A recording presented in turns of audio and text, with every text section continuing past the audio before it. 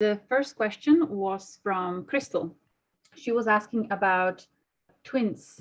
I was doing galactic astrology reading for twins, I think in December. So I had two charts for them. Obviously with twins, they are born so close from one another. So most of the alignments will be the same.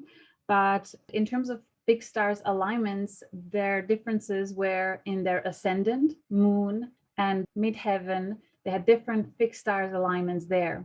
When I looked at their soul history, I learned that they are not part of a same soul that was, I don't know, at some point split, but they were born within Aldebaran star system to two different families, and they were sharing their journey as close friends for a very, very long time. And at some point they separated through their galactic soul missions and recently reunited on Earth, and they're supporting each other in their Earth journey. With twins, you will either have them supporting their life journey, or with twins also, the other case is that they have to work out some karma from previous lives, and it's much more challenging of a relationship, and they're quite different. It's like one is the shadow and one is the light, and they're teaching each other through opposites. With these twins, I just wanted to share an interesting story about them, that one of them, the one born first, was as well in her galactic history. She was always passionate about building relationships with other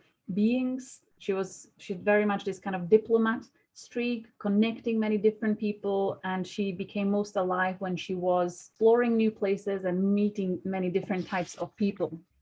And then the one that was born second, she was more introverted. She felt much more safer connected with nature, with animals, and she was more intuitive. She had deeper connection with the other side.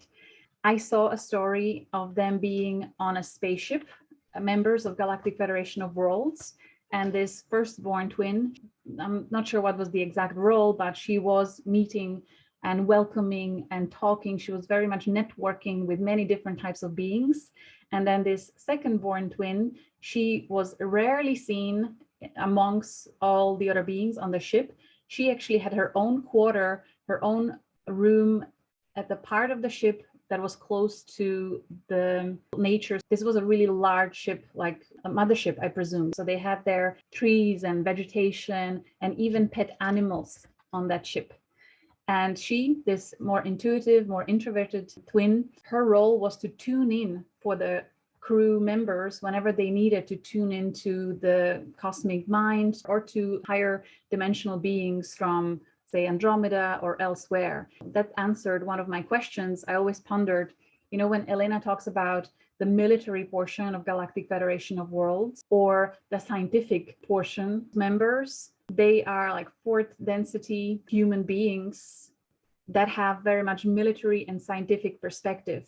And I always wondered, shouldn't they also be able to tune into higher dimensions? I'm sure they can if they really want to, but it seems that they actually have beings present on the ship with them who are naturally wired to tune to higher dimensions. So I thought that was very, very interesting.